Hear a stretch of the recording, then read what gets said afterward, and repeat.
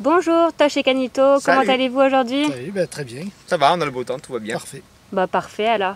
Du coup on fait une petite interview pour connaître un peu plus sur vous. Donc présentez-vous en quelques mots. Tu commences? Vas-y, je te laisse là. Antoine Duboyer, alias Tosh sur la chaîne. Voilà, j'ai 39 ans et je pêche depuis que j'ai 14 ans. Oui, ça passe le temps, mon cher Canito. Et moi, donc Jérémy, donc alias Canito. Moi, je ne sais même plus quel âge j'ai, 36 je crois, de ces eaux-là. Si, je confirme. C'est ça? Ouais. Bon, ok, voilà. Et puis, pareil, moi je pêche depuis toujours. Je sais même pas quand est-ce que j'ai commencé, tellement je m'en rappelle pas. Et du coup, d'où vous est venue cette passion? Alors, toi, tu commences? Allez, vas-y. Donc pour moi, passion un peu familiale. Voilà, mon père pêchait, mon frère pêchait, enfin, voilà, du coup, on est parti à la pêche comme ça et ça a accroché direct. Moi, c'est pas ça, c'est pas de pêcheur dans la famille du tout. Un ami, un poteau, un copain qui lui, par contre, avait eu la fibre avec son grand-père, tout ça. On y est allé à deux, ça m'a accroché direct. Et ensuite, après quelques sorties avec lui, après c'est plus le réseau associatif de chez nous, enfin le réseau associatif aveyronais qui m'a un peu pris sous son aile et qui m'a donné plein d'opportunités d'aller pêcher. Donc pêche au cou, un concours pour commencer, puis ensuite des petits ateliers, des stages pour les gamins, toujours avec la pêche comme sujet principal. D'accord. Combien de temps a duré votre plus longue partie de pêche? Alors c'est pas la même, je pense, parce que toi la plus longue je sais laquelle c'est et j'étais pas là. Enfin je sais, on a fait plusieurs. La plus longue partie de pêche? Ouais, avec la carte. Ah oui, moi ça a duré presque une semaine. Ah oui. Ah ouais, la carte, ah oui. Non mais c'est des glingos la carte. Posé à la carte pendant presque une semaine, c'est 6 jours d'affilée. Ouais. Et moi je pense que c'était sur une mission où on devait pêcher 10 espèces différentes dans une journée, donc en 24 heures. C'était sur Toulouse, c'est un tournage super sympa mais juste horrible en termes de timing quoi. On a commencé à la nuit le matin, dès l'heure légale, et on a arrêté à l'heure légale, mais dans la journée on a dû faire des centaines de kilomètres pour chercher une truite là, pour chercher une carpe là, pour chercher une brème là, un silure au centre de Toulouse, puis on est parti dans les Pyrénées, tout ça en une journée. C'était complètement, peut-être pas la plus longue en termes de temps, mais en tout cas la plus difficile. Mais une des vidéos dont je suis plus fier sur la chaîne en tout cas. D'accord. Et du coup, vous avez une préférence pour la pêche matinale ou plutôt en après-midi? On est plutôt du matin quand même. Ouais, on est plutôt du matin, voilà. Sans conteste. On préfère attaquer à la nuit, le matin, et après déborder sur la journée s'il faut, mais commencer assez tôt. Ouais. D'accord.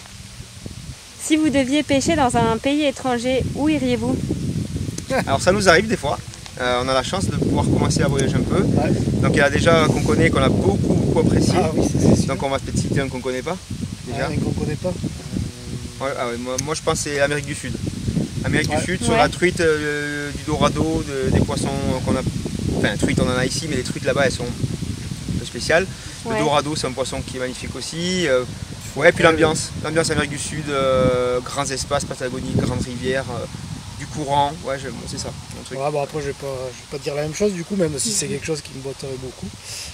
Plutôt plus au nord, vers le Canada. Ah, oui. Tu vois, le Canada, ça peut être un truc sympa.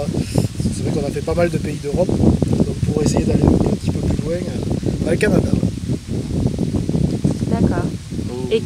Et quel est votre mois de pêche préféré? Bonne question. Ouais, c'est pas évident, hein, parce que suivant les endroits où on va pêcher, il y a des fois où c'est mieux que d'autres. Moi je dirais mois de juin, je pense quand même. Ouais. Mois de juin, parce que vraiment c'est là où vraiment il commence à avoir des journées longues, on peut vraiment faire des grands coups du soir et rentrer tard. Après, pour contrecarrer ça, moi je vais dire novembre. Novembre, un moment où il y a beaucoup d'activités, des gros poissons se mettent à manger, et j'aime bien cette période-là. Ouais, la pêche. D'accord. Et pour finir, racontez-nous une petite anecdote chez Paris Predator Fishing.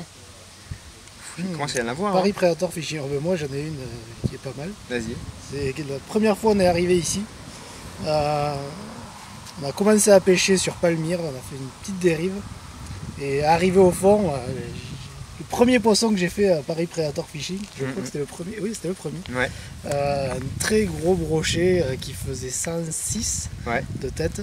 Et vraiment un superbe poisson. Et je me suis, là sur le coup, j'étais déjà très content. Je crois que c'était style 7h30 ou 8h du matin. Ah oui. Donc c'était parfait. J'étais prêt pour la journée. Ouais. Ah, c'est sûr. C'est ça, toi? Ah bah ouais. Peut-être déjà fini, putain, moi j'étais en train de réfléchir à où est-ce que je voulais en trouver une. Il y en a.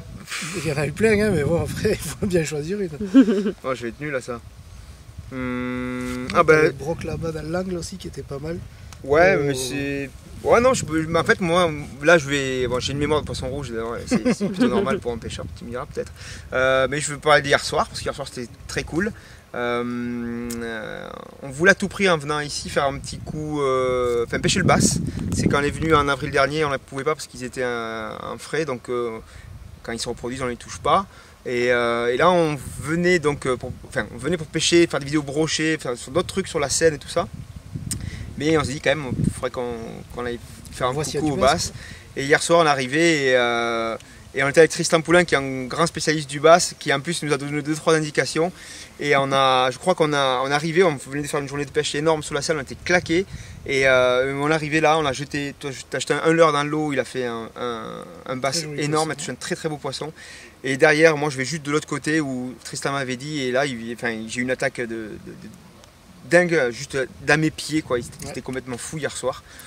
Et en fait, après ça, en fait, on s'est regardé, on a dit bon, c'est plus la peine d'en faire, aujourd'hui on a assez fait. on peut aller boire une bière tranquille au lodge et puis on s'est retrouvés entre copains, comme c'est souvent le cas ici, et c'est ça qui est vraiment chouette aussi. Parfait. Et du coup, quel est votre étang préféré chez Paris Predator Fishing? Ouf, ça c'est compliqué. Ils sont tous différents, donc c'est pas évident de répondre. Les approches sont complètement différentes. Ouais, Palmyre, on peut s'attendre vraiment à faire des très gros, c'est ça qui est bien, mais techniquement, moi je sais pas celui que je préfère pêcher. Moi je pense que c'est Idylle en fait que je préfère, parce que c'est plus technique, il y a un peu moins de fond et puis il y a beaucoup de bois. Beaucoup d'herbiers aussi. Ouais. Et puis on aime bien ce genre de pêche un peu technique dans les bois là, parce que quand on a un poisson même correct. D'ailleurs, je me rappelle d'un poisson là-bas qui m'a mis la misère aussi dans les bois morts. On n'est jamais sûr d'y arriver. Voilà, un poisson de 70, on n'est pas sûr de le sortir du tout là. Il faut faire des beaux combats, alors que sur Palmyre, on a un peu plus d'espace, un peu plus dégagé, mais on peut s'attendre quand même à toucher des poissons encore plus gros. Des très gros poissons. D'accord. Bon, bah merci les garçons pour cette interview. Et puis on vous souhaite encore de très beaux poissons dans nos étangs. Ben écoute, nous aussi, on se les souhaite. Et à la prochaine. À la prochaine. À plus.